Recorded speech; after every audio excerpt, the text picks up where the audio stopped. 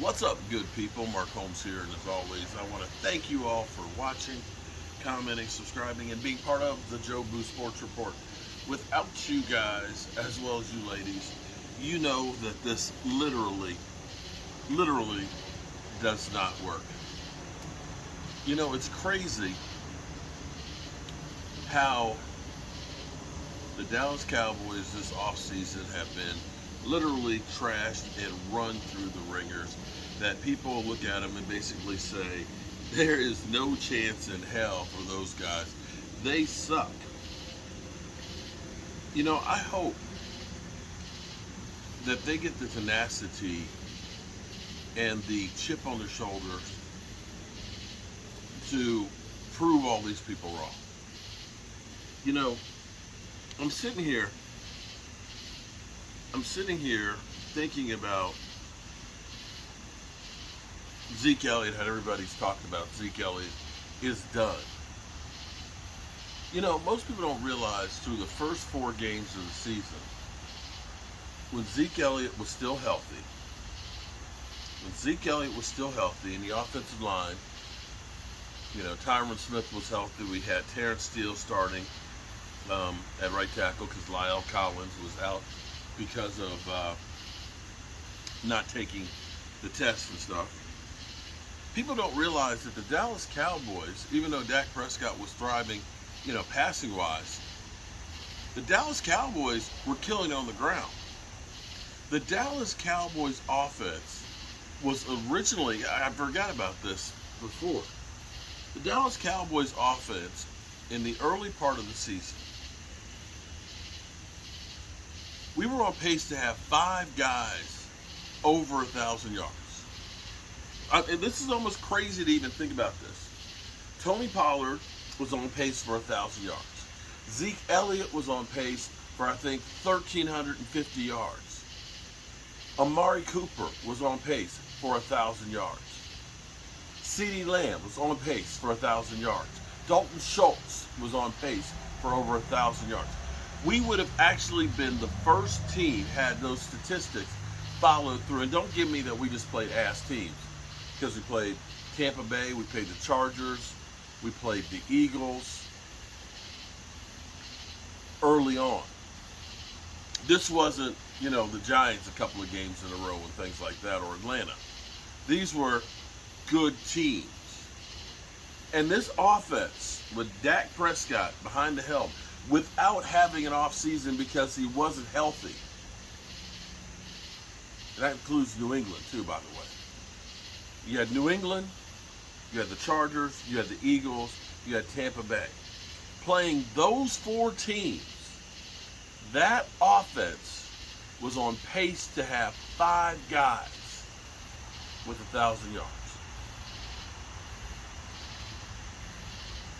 So when people tell me that Zeke Elliott is washed up, even though he was averaging 5.3 yards a carry, I think. No, wait. Yeah, 5.3 yards a carry. 5.3 yards a carry. You can't tell me that the PCL did not have an effect on him. He didn't get old from week 4 to the rest of the season. All of a sudden, he just got punch drunk. He had a fucked up knee.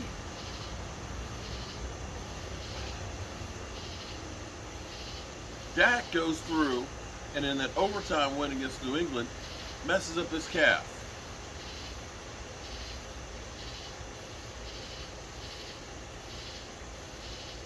PCL tear by Zeke Elliott. But be that as it may, when you look across the board and you see these ratings and basically where they tell you, you suck, these guys are professional athletes that don't like to be told they suck.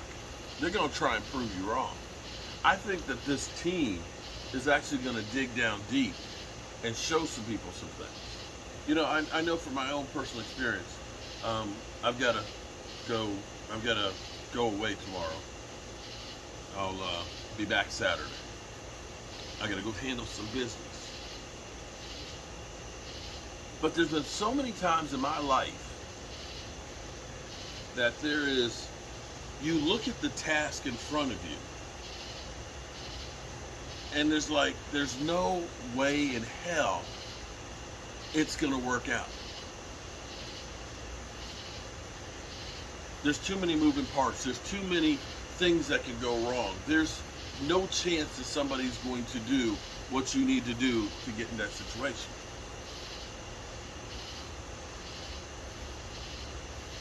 But perseverance, hard work, and never giving up is what it takes. I'm not that bright. Damn sure not good looking. Wasn't born with a silver spoon in my mouth. But hard work and tenacity will get you a long ways. I honestly and truly believe that. Maybe I'm a fool, but I honestly believe it. But I know in my life, it doesn't happen always when I want it to happen. I fell in love with the woman that's upstairs right now. I was in college. Fell in love with her in 1984. 1984.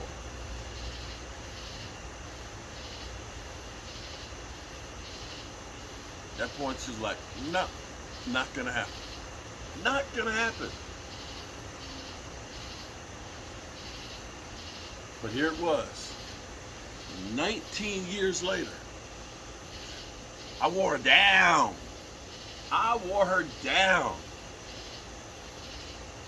And I've been with her ever since. I think about if you go in Washington, D.C. to the National Indian Museum. It's one of the Smithsonian's. It's right across from the Capitol. Very strangely shaped building. You can't miss it. You go up to the third floor, Oneida Nation. You will see a statue of George Washington and the Indians, and it tells the story inside of like a giant teepee of how the Indians basically saved the colonials. When you walk into that, look up.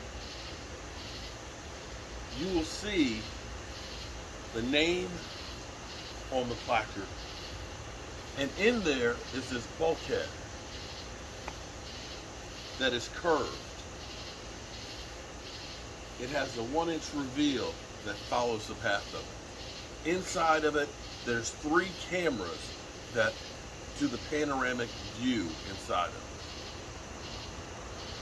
I'm proud to say that I built that piece.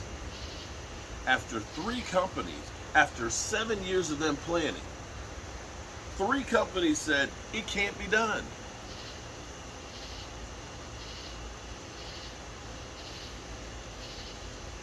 The company I work for said, we need a solution. We need it built. I said, I can do it. And I looked at the plans, and I met with the people at Smithsonian, met with the architect who designed it, had the vision of what he wanted. And I looked at him and I said, listen, you can't build it like that. Shit won't work. You can't make these doors circular bend as a trapezoid and think that they're going to be able to fit in there and work and be able to open up. Best thing to do is we actually put the doors underneath of it because that part's flat. I said the way we build this is we build it like an aircraft wing. We go through, we scribe the surface at the top, we drop down the 23 inches that you need down there, we scribe another piece, we take those to the shop, and we build our struts on there. We take bendable plywood, but you can't just bend the plywood regular. What we have to do is bend and cut relief cuts, overlap it, and then cut those, and then be able to join them together. And we'll need to do 2 layers of that so we cover over the seams, so that way it will give it strength. So that's how we can do that. The architect, Yeah, okay. Right. Yeah, you know what? I'll get you the drawings. He said, I'll go back to New York and I'll get you the drawings. It'll take me about 3 weeks.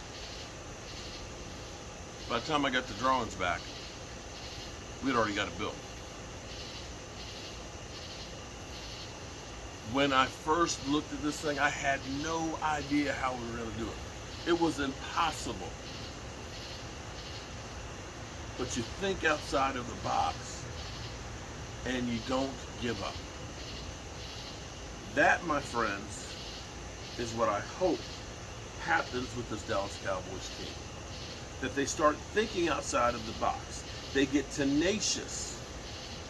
They cut out the noise and forget this bullshit that we can't do it, and believe in themselves.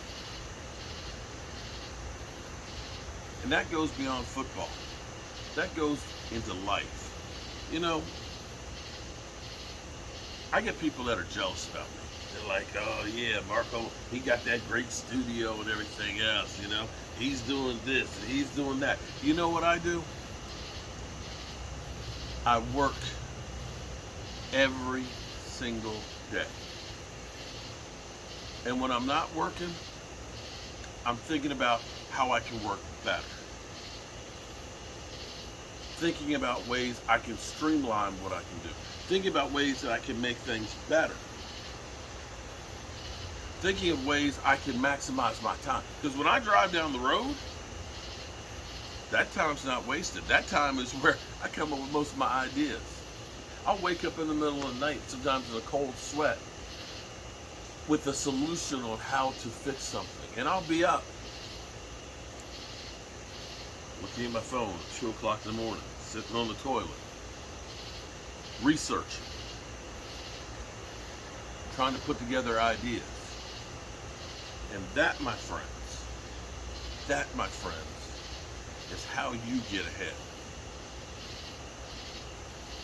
Those weak ass bitches that instead of putting in the work for them to be a success, that are always out there just hating on somebody else and worrying about what they're doing, they're the ones that are missing out on their own success because they're worried about somebody else being successful.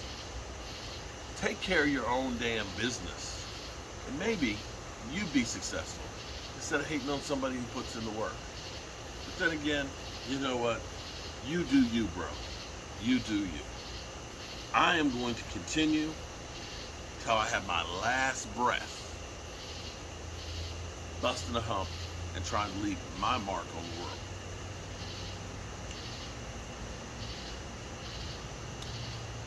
And so, as always, I appreciate each and every one of you guys, as well as you ladies, you kids, and certainly you haters out there. Remember, tell the people you love them. And make sure you spend time with them. The biggest regret and the thing that you can never change is that you did not spend the time with somebody else. And when they're gone, you can't make that time up. I love you guys. God willing, I'll see you tomorrow.